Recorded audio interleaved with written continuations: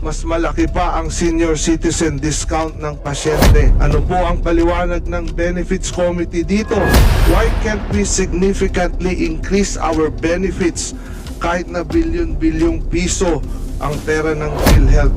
Madam Chair, allow me to show a sample hospital bill ng isang pasyente na nag-undergo ng radio frequency ablation with 3D mapping. Ito po ay isang heart procedure as flashed on the screen. 470,891 po inabot ito. Makikita po natin na 24,310 lang ang sagot ng PhilHealth. Less than 5% po yan ang total bill.